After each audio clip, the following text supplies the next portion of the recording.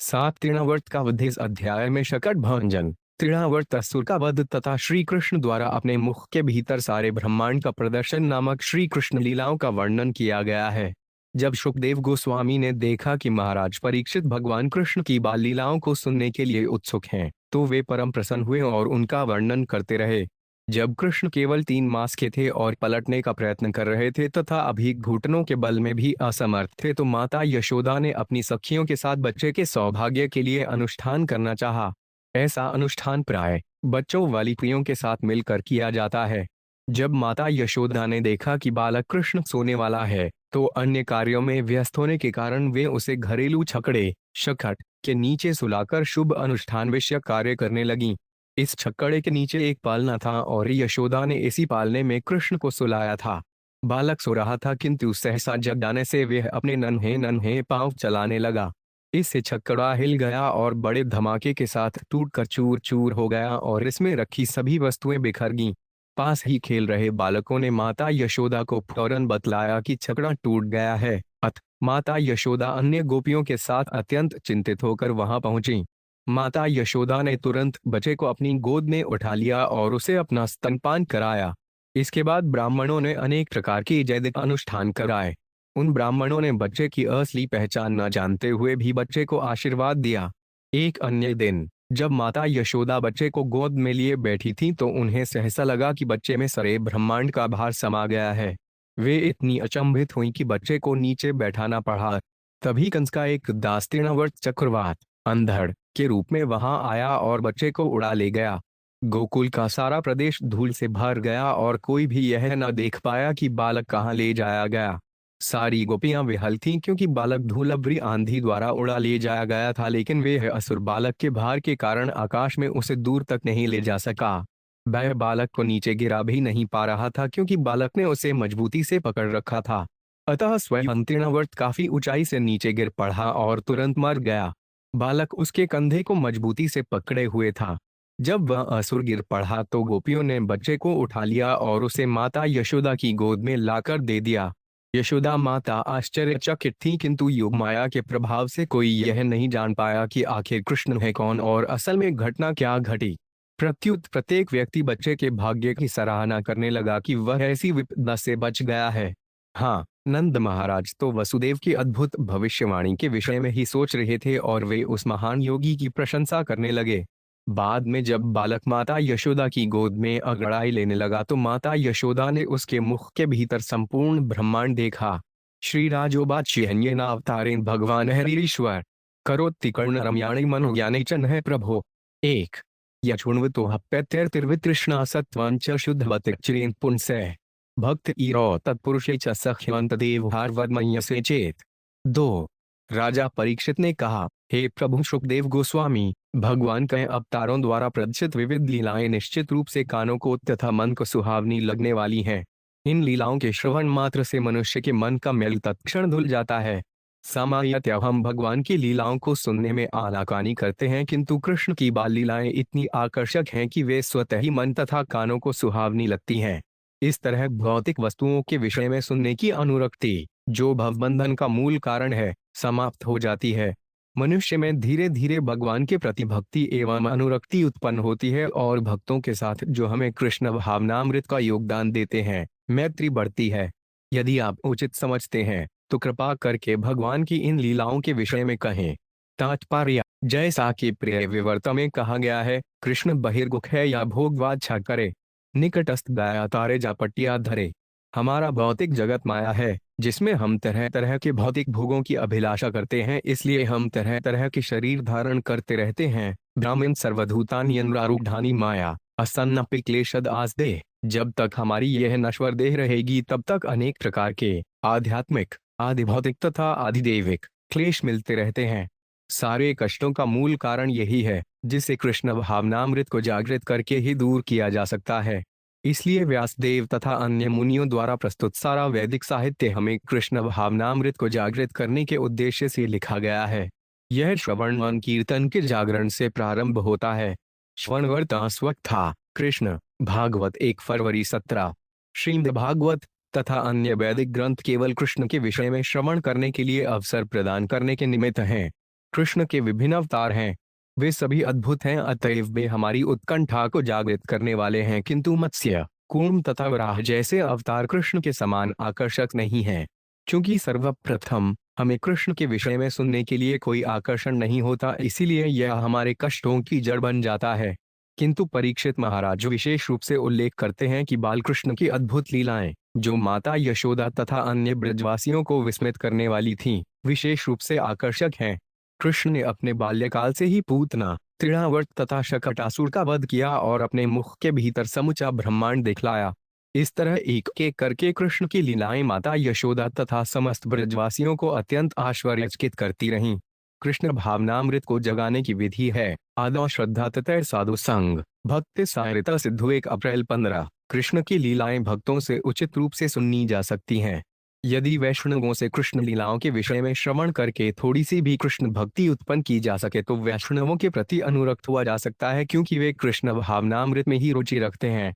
इसीलिए परीक्षित महाराज मनुष्यों के लिए संस्तुति करते हैं कि वे कृष्ण की बाल लीलाओं को सुने, क्योंकि ये लीलाएं मत्स्य, कूर्म, वराह आदि अवतारों की लीलाओं को अपेक्षा अधिक आकर्षक हैं।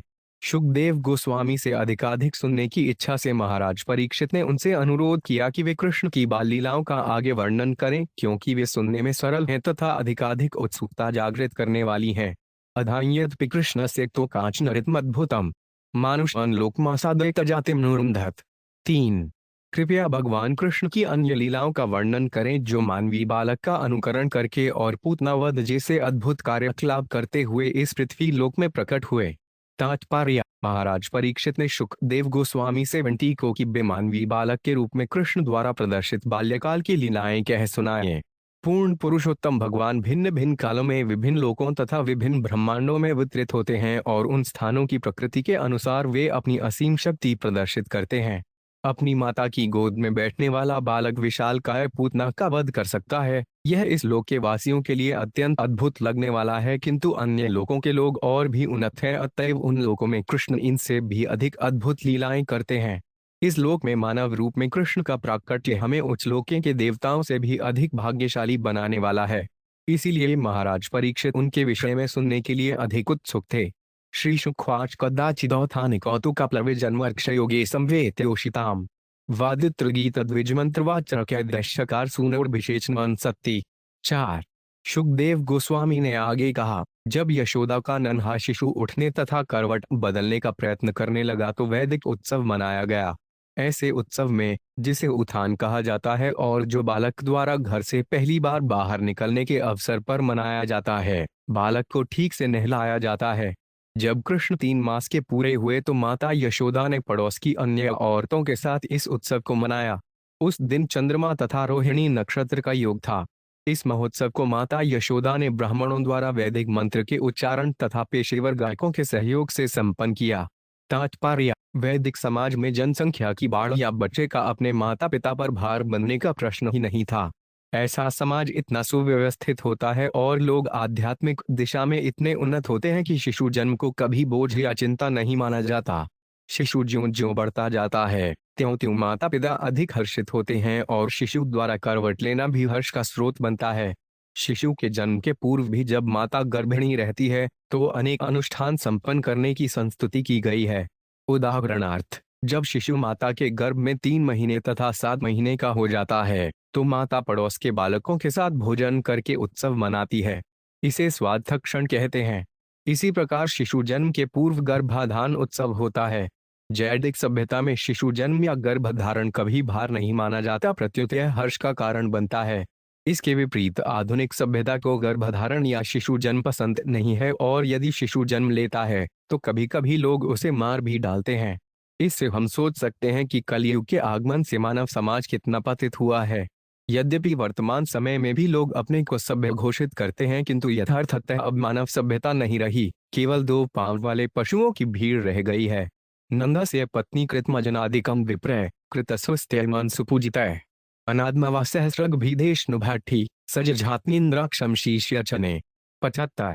बच्चे का स्नान उत्सव पूरा हो जाने के बाद माता यशोदा ने ब्राह्मणों का स्वागत किया और उनको प्रचुर अन्न तथा अन्य भोज्य पदार्थ, वस्त्र, वांछित गौहें तथा मालाएं भेंट करके उनकी उचित सम्मान के साथ पूजा की। ब्राह्मणों ने इस शुभ उत्सव पर उचित रीति से वैदिक मंत्र पढ़े। जब मंत्रोच्चार समाप्त हुआ और माता यशोदा ने देखा कि बालक उन्नींदा हो रहा है, तो वे उसे लेकर बिस्तर पर तब तक लेटी रहीं जब तक वे शांत होकर सो नहीं गया। तात्पर्य: स्नेहमयी माता अपने बच्चे का काफी ध्यान रखती है और यह देखती रहती है कि उसका बच्चा क्षण भर भी विचलित ना हो। बच्चा जब तक माता के पास रहना चाहता है, माता उसके पास रहती है और बच्चा अपने को काफी आरामदेह अनुभव करता है। माता यशोदा ने देखा कि उनका बच्चा उन्नींदा हो रहा है, तो उसे सोने की पूरी सुविधाएं देने के लिए वे स्वयं बालक के साथ लेट गईं और जब वह शांत हो गया तो वे उठकर घर के दूसरे कामकाज करने लगीं। औत्धानिकोत्सुक्यम न मनस्विनी समागतान पूजति ब्रजोक्सै नैवत्रणोद्वैरुदितां सुतस्य सारुदन स्तनार्ति चरणाबुदक्षिपत 6। उत्थान उत्सव मनाने में मग्न उदार माता यशोदा मेहमानों का स्वागत करने, आदर सहित उनकी पूजा करने तथा उन्हें वस्त्र, गौएं, मालाएं और अन्न भेंट करने में अत्यधिक व्यस्त थीं। अतः वे बालक के रोने को नहीं सुन पाईं। उस समय बालक कृष्ण अपनी माता का दूध पीना चाहता था, अतः क्रोध में आकर वह अपने पांव ऊपर की ओर उछालने लगा। लिटाये तात्पर्य: कृष्ण घरेलू छक्कड़े के नीचे लिटाए गए थे, किंतु यह छक्कड़ा वास्तव में शकटासुर का अन्य रूप था। यह असुर बालक को मारने के लिए वहां आया था। कृष्ण ने अपनी माता का स्तनपान करने के बहाने इस असुर का वध करने का अवसर प्राप्त किया। उन्होंने शकटासुर को लात मारी जिससे सारा भेद खुल जाए। यद्यपि कृष्ण की माता मेहमानों के स्वागत में लगी थी, किंतु भगवान छक्कड़े कृष्ण शकटासुर को मारकर उनका ध्यान अपनी ओर आकृष्ट करना चाहते थे, इसलिए उन्होंने छक्कड़े के आकार वाले असुर को लात से मारा। कृष्ण की लीलाएं ऐसी ही हैं। वे अपनी माता का ध्यान आकृष्ट करना चाह रहे थे, किंतु ऐसा करते समय उन्होंने ऐसा उत्पात खड़ा कर दिया जिसे सामान्य लोग समझ नहीं सके। ये कथाएं अद्भुत एवं आनंद देने वाली हैं और जो भाग्यशाली हैं, वे भगवान की इन असाधारण लीलाओं को सुनकर आश्चर्यचकित रह जाते हैं। यद्यपि अल्पज्ञ इन्हें मिथ्या कथाएं मानते हैं क्योंकि उनकी बुद्धि में भूसा भरा रहता है, किंतु ये कथाएं वास्तविक हैं। ये कथाएं इतनी रोचक तथा प्रबुद्ध करने वाली हैं कि महाराज परीक्षित तथा सुखदेव गोस्वामी को इनमें आनंद आया और उनके चरण चिट्ठनों में चलने वाले अन्य मुक्त पुरुष भी भगवान की अद्भुत लीलाओं को सुनकर अत्यंत हर्षित होते हैं। अदशनस्य शिशोर्नो उल्पत प्रवालम हृदयदृहतां व्यवर्तत विध्वस्तनानार सकृपे भाजन व्यत्यस्त चक्राक्ष विभिन्न कुब्रम। 7। श्री कृष्ण ओगन के एक कोने में छक्कड़े के नीचे लेटे हुए थे और यद्यपि उनके पांव कंपलों की तरह कोमल थे, किंतु जब उन्होंने अपने पांवों से छक्कड़े पर लात मारी तो वे भड़भड़ा कर उलटने से टूट फूट गया। पहिए धर्रे से विलग हो गए और बिखर गए और गाड़ी का लठा टूट गया। इस गाड़ी पर रखे सब छोटे छोटे धातु के बर्तन भांडे इधर उधर छितरा गए। तात्पर्य: श्रील विश्वनाथ चक्रवर्ती ठाकुर ने इस श्लोक की टीका इस प्रकार की है: जब कृष्ण अत्यंत सुकुमार थे तो उनके हाथ पांव कोमपलों के समान थे, फिर भी उनके पांवों के छूने से ही गाड़ी खंड खंड हो गई। ऐसा उनके लिए बिल्कुल संभव था और इसमें उन्हें अधिक परिश्रम भी नहीं करना पड़ा। अपने वामन अवतार में भगवान को अपने पांव को इतनी ऊंचाई तक बढ़ाना पड़ा था जिससे वे ब्रह्मांड के आवरण में प्रवेश कर सके। इसी तरह जब भगवान ने हिरण्यकशिपु को मारा तो उन्हें नृसिंहदेव के रूप में विशेष स्वरूप धारण करना पड़ा था, किंतु कृष्ण अवतार में भगवान को इतनी शक्ति व्यय नहीं करनी पड़ी। इसीलिए कृष्णस्तु भगवान स्वयं, कृष्ण स्वयं भगवान है। अन्य अवतारों में भगवान को देश तथा काल के अनुसार कुछ शक्ति व्यय करनी पड़ी, किंतु इस अवतार में उन्होंने असीम शक्ति का प्रदर्शन किया। इसीलिए छक्कड़ा चूर चूर हो गया, उसके जोड़ टूट गए और उसके ऊपर रखे धातु के बर्तन भांडे चितरा गए। वैष्णव भूषणी की टीका में लिखा है कि यद्यपि छक्कड़ा बच्चे से ऊंचा था, किंतु बालक आसानी नीचे से पहिए छू सकता था और इतना ही पर्याप्त था असुर को पृथ्वी पर नीचे फेंकने के लिए। भगवान ने एक ही साथ असुर को पृथ्वी पर फेंका और छक्कड़े को तोड़ डाला। इरिष्ठा यशोदा प्रमुखा व्रजस्लव्योदत धानिके कर्मणि या समागता नंदाद यश्चादुत दर्शना कुल्ला कर्त स्वयं वैशकर विपर्यगात। 8। जब यशोदा तथा उत्थान उत्सव के अवसर पर जुटी स्त्रियों तथा नंद महाराज इत्यादि सभी पुरुषों ने यह अद्भुत दृश्य देखा तो वे आश्चर्य करने लगे कि यह छक्कड़ा किस तरह अपने आप चूर चूर हो गया है। वे इसका कारण ढूंढने के लिए इधर उधर घूमने लगे, किंतु कुछ भी तय न कर पाए। उचुर व्यवसित मतीन गोपान गोपीश बालका रुद्धानेन पादेन क्षिप्तमेतन संशय। 9। वहां पर जुटे ग्वाले तथा गोपियां सोचने लगे कि यह घटना कैसे घटी। वे पूछने लगे, कहीं यह किसी असुर या अशुभ ग्रह का काम तो नहीं है। उस समय वहां पर उपस्थित बालकों ने स्पष्ट कहा कि बालक कृष्ण ने ही इस छक्कड़े को लात से मारकर दूर फेंका है। रोते बालक ने ज्यों ही छक्कड़े के पहिए पर अपने पांव मारे त्यों ही पहिए सहित छक्कड़ा ध्वस्त हो गया। इसमें कोई संदेह नहीं है। तात्पर्य, हमने यह सुना है कि लोगों को भूत प्रेत सताते हैं। स्थूल शरीर प्राप्त न होने से भूत स्थूल शरीर को ढूंढकर उसी में अड्डा जमाता है। शकटासुर ऐसा ही भूत था जिसने छक्कड़े में शरण ले रखी थी और कृष्ण को क्षति पहुंचाने की ताक में था। जब कृष्ण ने अपने छोटे छोटे मुलायम पैरों से छक्कड़े पर प्रहार किया तो जैसा वर्णन किया जा चुका है, भूत पृथ्वी पर नीचे आ बढ़ा और उसका आश्रय भंग हो गया। पूर्ण शक्तिमान होने के कारण ही कृष्ण ऐसा कर सके, जिसकी पुष्टि ब्रह्म संहिता से 5.32 होती है। अक्लानि यस्य सकलेन्द्रिय वृत्तिमंती पश्यन्ति पान्ति कल्यन्ति चिरंजयन्ति आनंदनिन्मय सदुज्ज्वल विग्रह से गोविंदयादिश्रुष्वंतमः पजामि। कृष्ण का शरीर सच्चिदानंद विग्रह या आनंद चिन्मय रस विग्रह है, अर्थात उनके आनंद चिन्मय शरीर का कोई भी अंग किसी अन्य अंग की तरह कार्य कर सकता है। भगवान की अचिंत्य शक्तियां ऐसी हैं। भगवान को ये शक्तियां अर्जित नहीं करनी होती, वे उनके पास ही रहती हैं। इस तरह कृष्ण ने अपने नन्हे नन्हे पांवों से प्रहार किया तो सारा कार्य संपन्न हो गया। यही नहीं, यदि कोई सामान्य बालक होता तो छकड़े के टूटने से उसे बुरी तरह चोट खा जाता, किंतु कृष्ण तो भगवान है, अतएव उन्हें छक्कड़े के टूटने में आनंद मिला और उनका बाल भी बांका नहीं हुआ। उनके द्वारा किया गया प्रत्येक कार्य आनंद चिन्मय रस अर्थात दिव्य आनंद से पूर्ण होता है। इसमें कृष्ण को बड़ा आनंद आया। पास खेल रहे बालकों ने देखा था कि कृष्ण ने ही छकड़े के पहिए पर लात मारी थी, जिससे यह दुर्घटना घटी थी। योग माया की योजना से सारे गोपियों ने सोचा कि यह घटना किसी अशुभ ग्रह या असुर की करामात है, किंतु वास्तव में यह सब कृष्ण द्वारा किया गया था और उन्होंने इसका आनंद लिया था। जो कृष्ण की लीलाओं का रुपए लेते हैं वे भी आनंद चिन्मय रुपए पद को प्राप्त होते हैं, वे भौतिक पद से मुक्त हो जाते हैं। जब कोई व्यक्ति कृष्ण कथा सुनने की आदत बना लेता है तो निश्चय ही वे इस भौतिक जगत से परे चला जाता है, जिसकी पुष्टि भगवद गीता द्वारा होती है। सकिए बिना गुणान समतीते तान ब्रह्म भूयाय कल्पते। आध्यात्मिक पद को प्राप्त किए बिना भगवान की दिव्य लीलाओं का आनंद नहीं उठाया जा सकता। अथवा दूसरे शब्दों में, जो कोई भी कृष्ण की दिव्य लीलाओं का श्रवण करता है वे भौतिक पद पर स्थित नहीं होता, वरन दिव्य आध्यात्मिक पद पर स्थित होता है। नत्यार अधीरी गोपा बाल भाषित मित्युत अप्रमेय अंबल तस्य बालकस्य नते विदुः 90। वहां एकत्र गोपियों तथा गोपों को यह विश्वास नहीं हुआ कि बालक कृष्ण में इतनी अचिंत्य शक्ति हो सकती है, क्योंकि वे इस तथ्य से अवगत नहीं थे कि कृष्ण सदैव असीम है। उन्हें बालकों की बातों पर विश्वास नहीं हुआ, अतएव उन्हें बच्चों की भोली भाली बातें जानकर उन्होंने उनकी उपेक्षा की। रुदन्तां सुतमादाय यशोदाग्रह शदिता कृतस्वस्त्ययन विप्रह सूक्ते स्तन्मत्पायत। 11। यह सोचकर कि कृष्ण पर किसी अशुभ ग्रह का आक्रमण हुआ है, माता यशोदा ने रोते बालक को उठा लिया और उसे अपना स्तनपान कराया। तब उन्होंने वैदिक स्तुतियों का उच्चारण करने के लिए तथा शुभ अनुष्ठान संपन्न करने के लिए अनुभवी ब्राह्मणों को बुला भेजा। तात्पर्य, जब भी कोई संकट आ पड़ता है या कोई अशुभ घटना घट जाती है तो वैदिक सभ्यता की यह प्रथा है कि उसके प्रतिकार के लिए वैदिक स्तुतियां कराने हेतु योग्य ब्राह्मण बुलाए जाते हैं। माता यशोदा ने इसे ठीक प्रकार से किया और अपने बच्चे को स्तनपान कराने लगी। पूर्ववत स्थापिता उनको पैबल भी सप्रीचदम विप्रहत्वार्चय चकुर्दध्यक्षतकुशाम्बु भी। 12। जब बलिएठ गट्टीले ग्वालों ने बर्तन भांडे तथा अन्य सामग्री को छकड़े के ऊपर पहले की भांति व्यवस्थित कर दिया तो ब्राह्मणों ने बुरे ग्रह को शांत करने के लिए अग्नि यज्ञ का अनुष्ठान किया और तब चावल, कुश, जल तथा दही से भगवान की पूजा की। तात्पर्य, छकड़े पर भारी भारी बर्तन भांडे तथा अन्य सामग्री रखी हुई थी। इस छकड़े को पूर्ण स्थिति में लाने के लिए काफी बल की आवश्यकता थी, किंतु ग्वालों ने इसे सरलता से संपन्न कर लिया।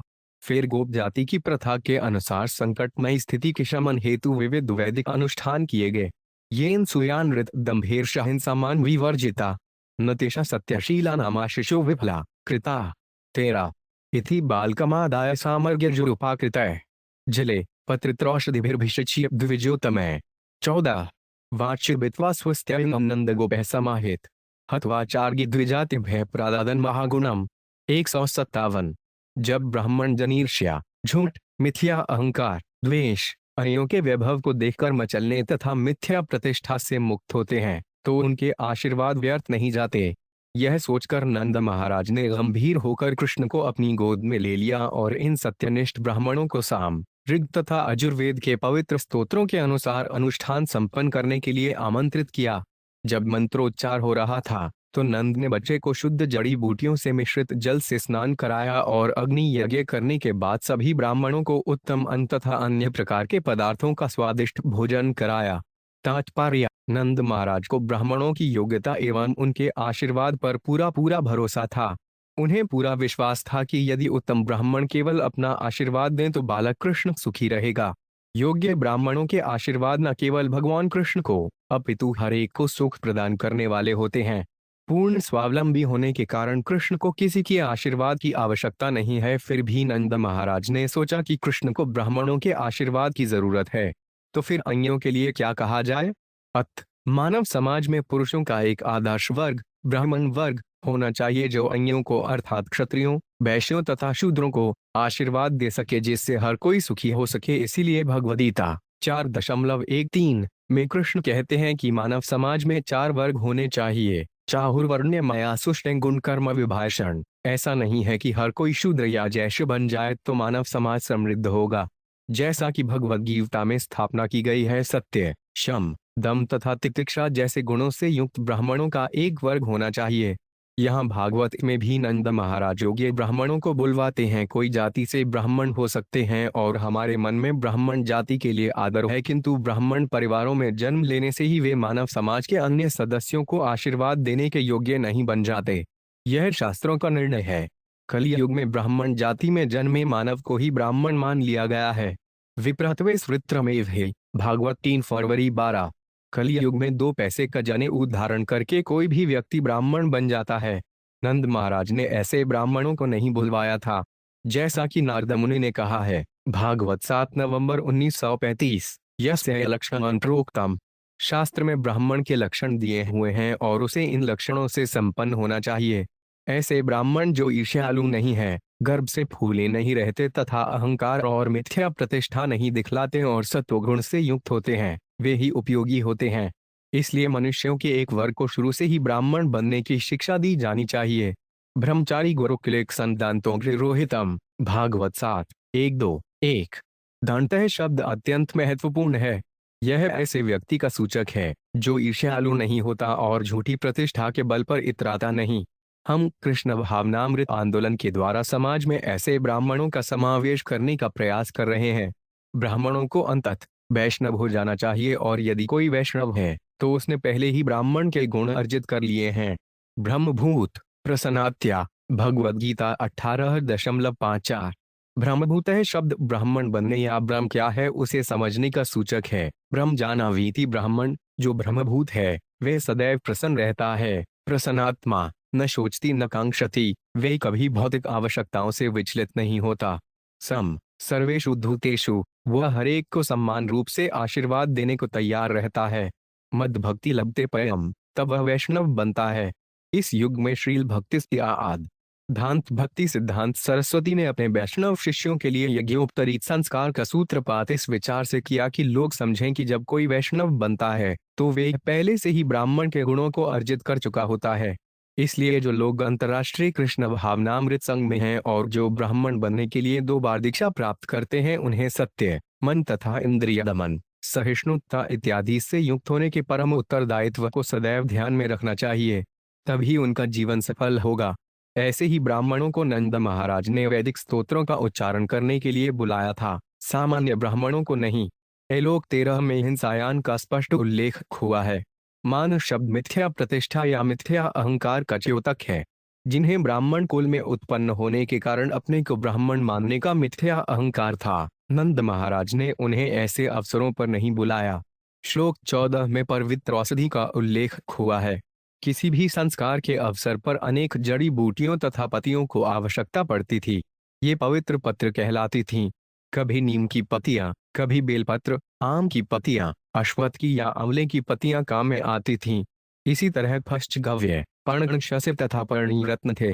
वैश्य जाति के होते हुए भी नंद महाराज को यह सब पता था। इन श्लोकों का सबसे महत्वपूर्ण शब्द है महागुणम, जो सूचित करता है कि ब्राह्मणों को उच्च कोटि का स्वादिष्ट भोजन प्रदान किया जाता था।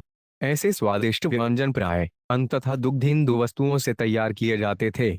इसीलिए भगवद्गीता का 18.44 आदेश है कि मानव समाज को गौओं को संरक्षण प्रदान करना चाहिए और कृषि को प्रोत्साहन देना चाहिए। कृषि गुणक्ष वाणिज्य अन्वेष कर्म स्वभावजम।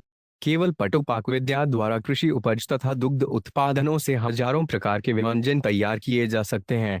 इसे अन्नमय गुणीय शब्दों से व्यक्त किया गया है।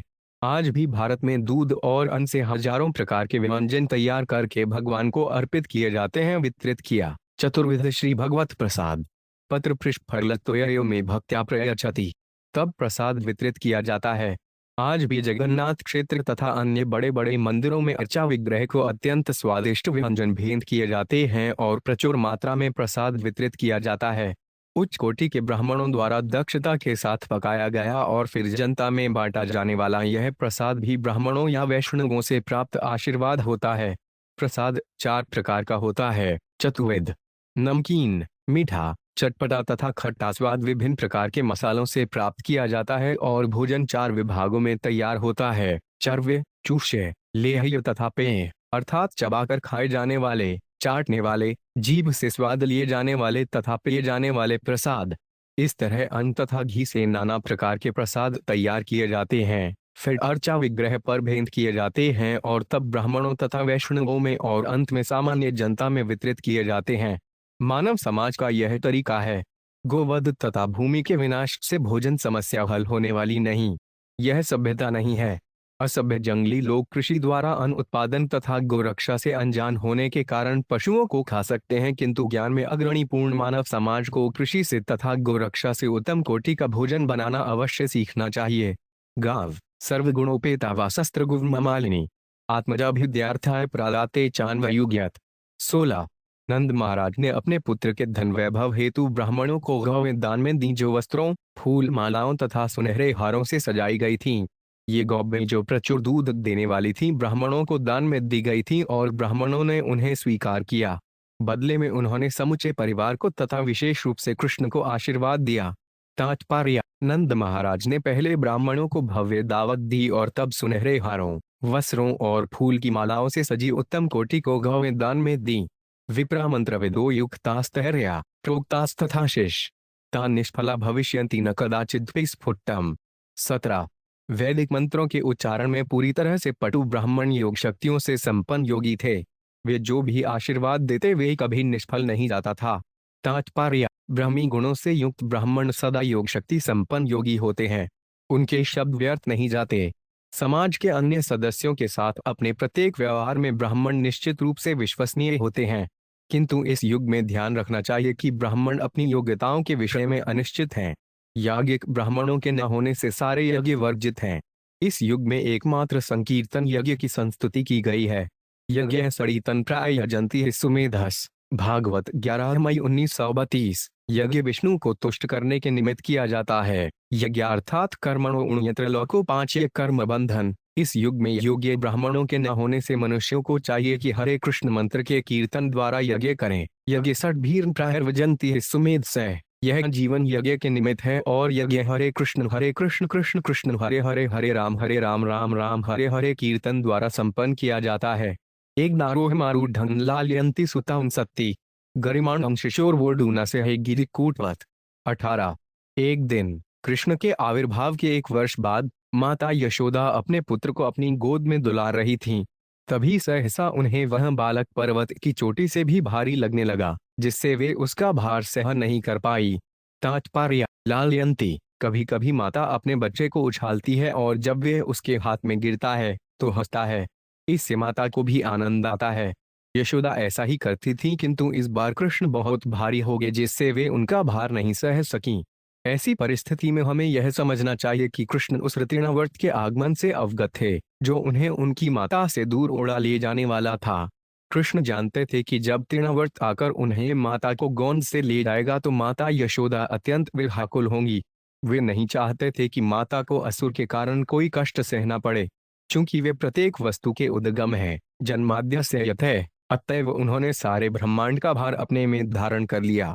बालक यशोदा की गोद में था जिसका संसार की हर वस्तु पर स्वामित्व था, किंतु जब बालक भारी हो गया तो यशोदा को उसे गोद से नीचे रखना पड़ा जिससे तृणावर्त को अवसर मिले कि वे उसे ले जाए और बालक के माता की गोद में लौटने तक कुछ काल तक उनके साथ खेले। भूमौ निधायता गोपी विस्मिता भार पीड़िता महापुरुष मादध्य और जग तामास कर्मसु। 19 बालक को संपूर्ण ब्रह्मांड के बराबर भारी अनुभव करते हुए अतएव यह सोचते हुए कि बालक को कोई दूसरा भूत प्रेत या असुर सता रहा है, चकित माता यशोदा ने बालक को जमीन पर रख दिया और नारायण का चिंतन करने लगी। उत्पात की आशंका से उन्होंने इस भारीपन के शमन हेतु ब्राह्मणों को बुला भेजा और फिर घर के कामकाज में लगी। उनके पास नारायण के चरण कमलों को स्मरण करने के अतिरिक्त कोई अन्य विकल्प न था, क्योंकि वे यह नहीं समझ पाई कि कृष्ण ही हर वस्तु के मूल स्रोत हैं। तात्पर्य, माता यशोदा यह नहीं समझ पाई कि कृष्ण वस्तुओं में से सबसे भारी हैं और वे सबों के भीतर निवास करते हैं। मत्स्थानि सर्वभूतानि भगवद गीता 9.4 में पुष्टि को गई है। मया तत्मित सर्वजगद व्यक्त मूर्तिना, कृष्ण अपने निर्विशेष रूप में सर्वत्र विद्यमान हैं और सारी वस्तुएं उन्हीं पर टिकी हैं। फिर भी न चाहते व्यवस्थित कृष्ण सर्वत्र नहीं रहते। माता यशोदा इस दर्शन को नहीं समझती थी, क्योंकि योग माया की योजना अनुसार वे कृष्ण की माता के रूप में उनके साथ व्यवहार कर रही थीं। कृष्ण की महत्ता को न समझ सकने से वे कृष्ण की सुरक्षा के लिए केवल नारायण की शरण ले सकती थीं और इस दशा के शमन हेतु ब्राह्मणों को बुला सकती थीं। दार्त्यो नामना तृणावर्त कंसवृत्य प्रणोत्ति चक्रवात स्वरूपेण जहारासीन मर्भकम। 20 जब बालक जमीन पर बैठा हुआ था तो तृणावर्त नामक असुर, जो कंस का दास था, वहां पर कंस के बहकाने पर बवंडर के रूप में आया और बड़ी आसानी से बालक को अपने साथ उड़ाकर आकाश में ले गया। तात्पर्य, कृष्ण का भारीपन माता के लिए असह्य था, किंतु जब तृणावर्तासुर आया तो वे उन्हें तुरंत उड़ा ले गया। यह कृष्ण की अचिंत्य शक्ति का दूसरा प्रदर्शन था। जब तृणावर्त आया तो कृष्ण तिनके से भी अधिक हल्के हो गए, जिससे वे उन्हें उड़ा ले जा सके। यह उनका आनंद चिन्मय रूपे था।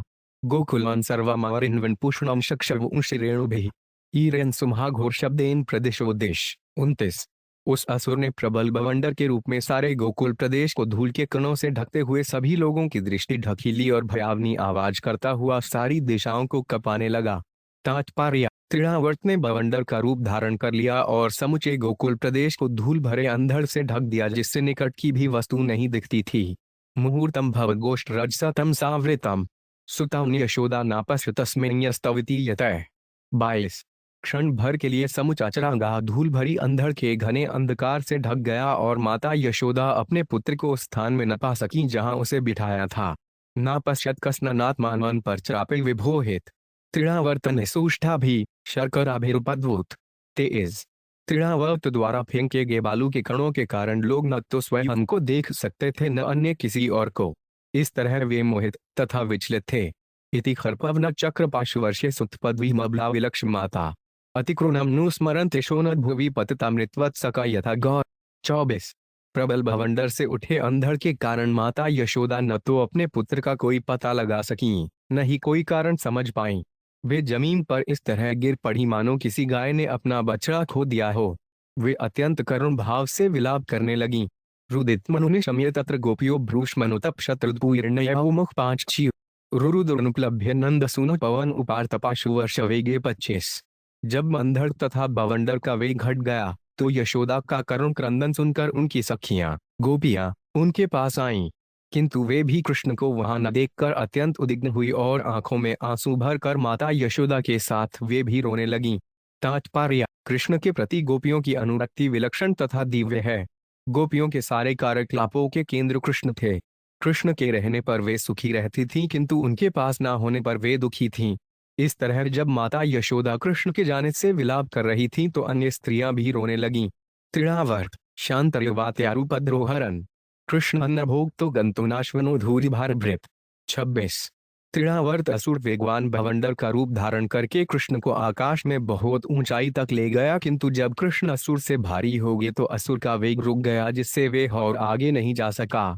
तात्पर्य, यहाँ पर कृष्ण तथा तृणावर्त की योग शक्ति में प्रतियोगिता दिखाई गई है। योगाभ्यास द्वारा असुरगण सामान्यतया 8 सिद्धियां प्राप्त करते हैं। ये हैं अणिमा, लघिमा, महिमा, प्राप्ति, प्राकाम्य, ईशित्व, वशित्व तथा कामावसायता।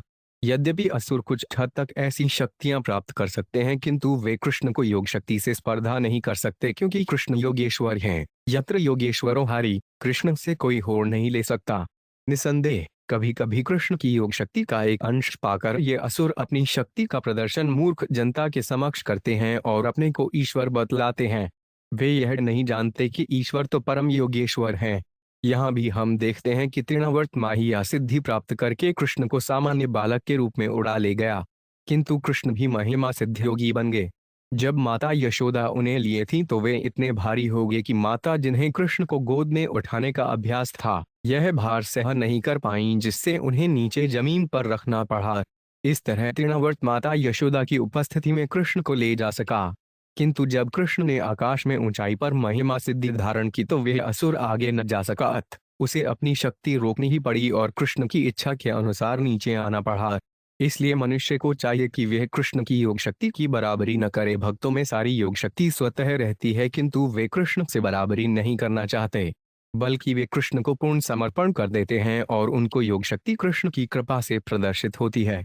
भक्तगण इतनी प्रबल योग शक्ति प्रदर्शित कर सकते हैं जिसकी कोई असुर कल्पना भी नहीं कर सकता, किंतु वे अपनी इंद्रिय तृष्टि के लिए कभी प्रदर्शन नहीं करना चाहते। वे जो कुछ भी करते हैं भगवान की सेवा के लिए करते हैं, फलत वे असुरों से श्रेष्ठ हठर पद पर होते हैं। ऐसे अनेक कर्मी योगी तथा ज्ञानी होते हैं जो बनावटी तौर पर कृष्ण की बराबरी करना चाहते हैं। अतः ऐसे सामान्य मूर्ख लोग जो विद्वानों से श्रीमद् भागवत सुनने की परवाह नहीं करते, किसी धूर्त योगी को भगवान मानने लगते हैं। संप्रति ऐसे अनेक तथाकथित बाबा हैं जो कोई तुच्छ योग शक्ति दिखाकर अपने को ईश्वर का अवतार बतलाते हैं। मूर्ख लोग कृष्ण विषयक ज्ञान के अभाव में इन बाबाओं को ईश्वर मान लेते हैं। तमयरिमसान मनन्यमान आत्मनो गुरुमतया गलिगृहीत उत्स्त्रष्टुनाश्वनोदद्भुतार्भकम। 27। कृष्ण के भार के कारण तृणावर्त उन्हें विशाल पर्वत या लोह का पिंड मान रहा था, किंतु कृष्ण ने असुर की गर्दन पकड़ रखी थी, इसलिए वे उन्हें फेंक नहीं पा रहा था। इसलिए उसने सोचा कि यह बालक अद्भुत है, जिसके कारण मैं न तो उसे ले जा सकता हूँ न ही इस भार को दूर फेंक सकता हूँ। तात्पर्य: तृणावर्त कृष्ण को आकाश में ले जाकर मारना चाहता था, किंतु कृष्ण को तृणावर्त के शरीर पर सवारी करने और कुछ देर तक आकाश में यात्रा करने में आनंद आ रहा था। इस तरह कृष्ण को मारने का उसका प्रयास असफल रहा, किंतु आनंद बिन्मय रूपे विग्रह कृष्ण को इस लीला में खूब आनंद आया।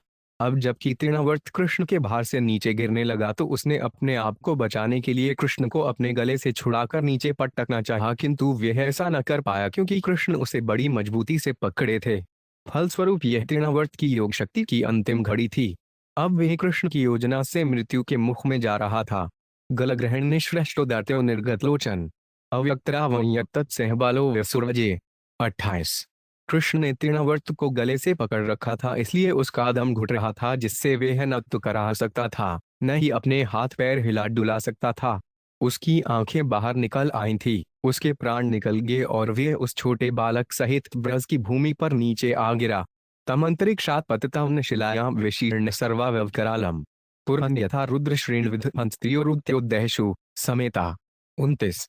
जब वहां एक कत्र गोपियां कृष्ण के लिए रो रही थीं तो वह असुर आकाश से पत्थर की एक बड़ी चट्टान पर आ गिरा, जिससे उसके सारे भवंग छिन्न भिन्न हो गए, मानो भगवान शिवजी के बाण से बेधा गया त्रिपुरासुर हो। तात्पर्य: दिव्य भक्ति में ज्यों ही भगवत भक्त शोकाकुल हो जाते हैं तो उन्हें भगवान के दिव्य कार्यकलापों का अनुभव होने लगता है और वे दिव्य आनंद में मग्न हो जाते हैं। वास्तव में ऐसे भक्त सदैव दिव्य आनंद को प्राप्त रहते हैं और ऐसी ऊपरी विपदाएं उस आनंद को और अधिक वर्धित करती हैं। प्रादाय मात्रे प्रतिहृत्य विस्मिता कृष्ण च तस्योर्से लंबमानम तस्वस्तिमंतां पुरुषादनीत विहाय सा मृत्यु मुखात् प्रमुक्तम गोप्यक्ष गोपा किल नंद मुख्या लब्ध्वा पुनः प्रापुर्तीव मोदम। 30।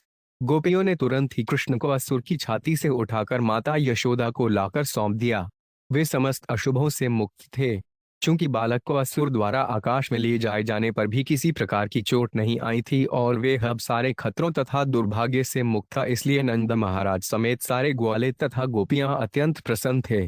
तात्पर्य: असुर आकाश से पीठ के बल गिरा और कृष्ण उसकी छाती पर बिना चोट खाए और किसी दुर्घटना से ग्रस्त हुए बिना खेल रहे थे।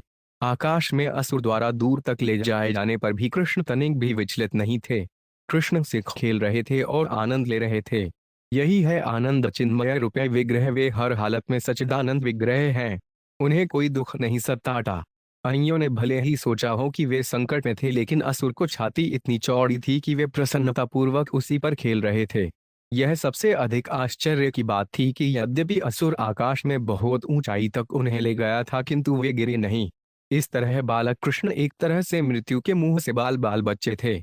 उनके सुरक्षित रहने से वृंदावन के सारे निवासी अत्यंत प्रसन्न थे। अहो बताट्य धुतमेश रक्षसा बालो निवृत्ति गमितो पांच भयघात पुन हिंस स्वपापेन विहिंसित खलह साधु समत्वेन भयाद विमुच्यते। 39। यह सबसे अधिक आश्चर्य की बात है कि यह अबोध बालक इस राक्षस द्वारा खाए जाने के लिए दूर ले जाया जाकर भी बिना मारे या चोट खाए वापस लौट आया।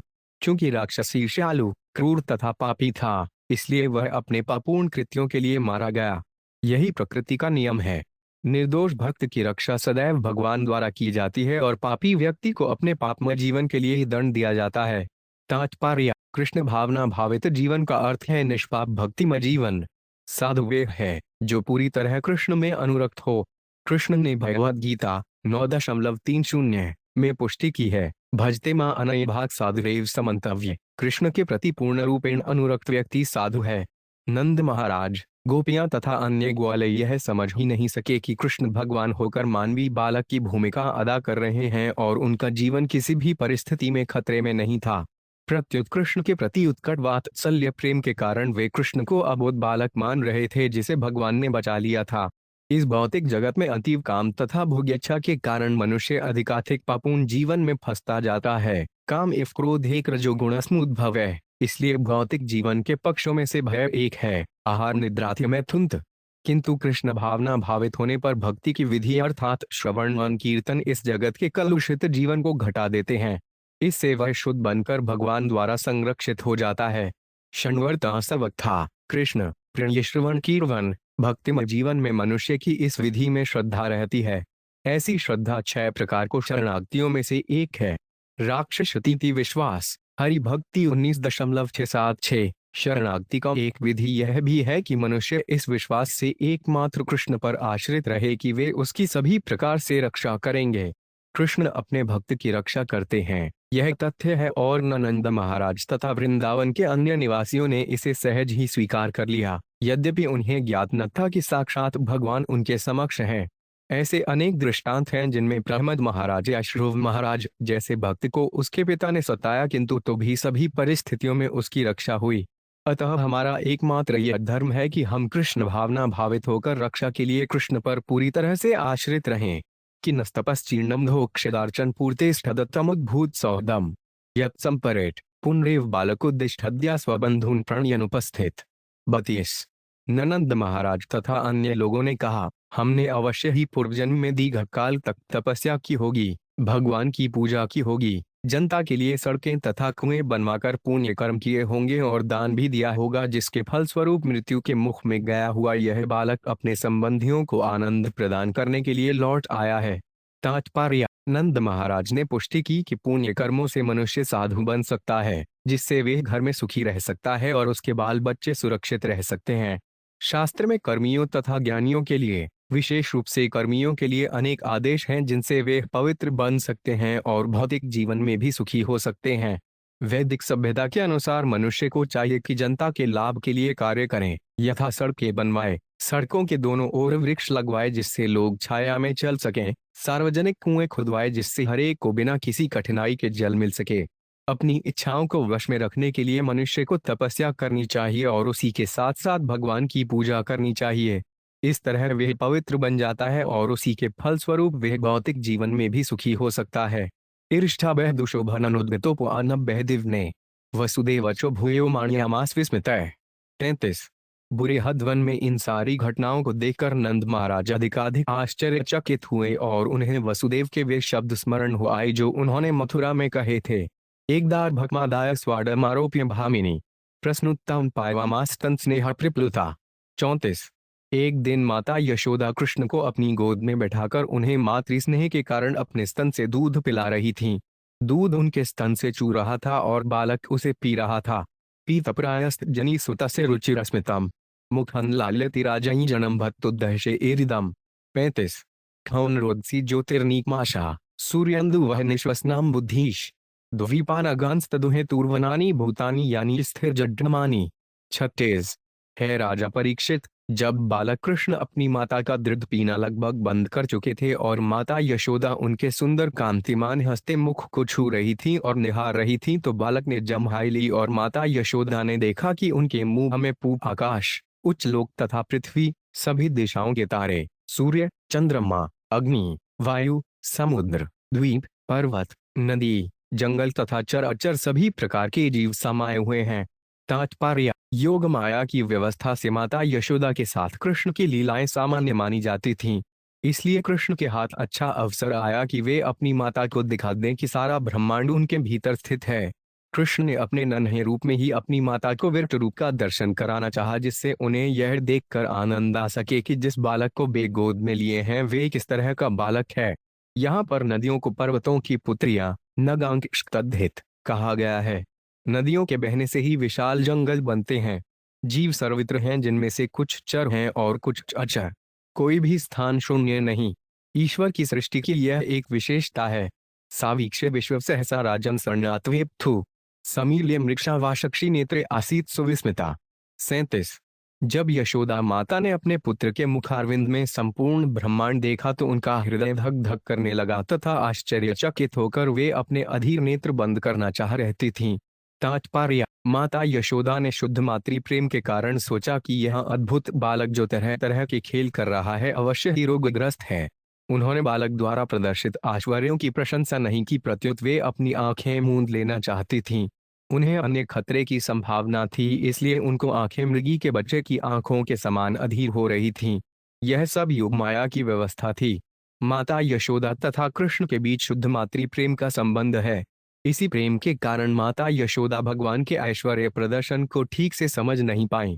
अतिर या अकत इस अध्याय के प्रारंभ में कहीं कहीं दो अतिरिक्त श्लोक प्रकट होते हैं। एवं बहुनि कर्माणि गोपान आशे सयोषिताम नंदस्य ज्ञे ववृधे कृर्वन् विष्णुजनादन। इस तरह असुरों को दंड देने और उनका वध करने के लिए बालक कृष्ण ने नंद महाराज के घर में अनेक लीलाएं प्रदर्शित की और ब्रजवासियों ने इन घटनाओं का आनंद लिया। एवं सववकृद्धे विष्णुर्नघ्येत जनादन कृर्वन् अनिष्मानंद गोपालान आसयोषिताम। गोपों तथा गोपियों के दिव्य आनंद वर्धन के लिए समस्त असुरों के वधकर्ता कृष्ण अपने पिता तथा माता नंद एवं यशोदा द्वारा इस तरह पाले गए। श्रीपाद विजयध्वज तीर्थ ने इस अध्याय के तीसरे श्लोक के बाद एक अन्य श्लोक जोड़ दिया है। विस्तरिणे कारुण्यात् सर्वप्रपत्रणाशनम वक्तुमर्हसि धर्मज्ञे दयालुस्त्वमिति प्रथो। तब परीक्षित महाराज ने शुकदेव गोस्वामी से कृष्ण लीलाओं से संबंधित ऐसी कथाएं कहते रहने का अनुरोध किया जिससे राजा उनसे दिव्य आनंद प्राप्त कर सकें। इस प्रकार श्रीमद् भागवतर के 10वें स्कंद के अंतर्गत तृणावर्त का वध नामक 7वें अध्याय के भक्ति वेदांत तात्पर्य पूर्ण हुए।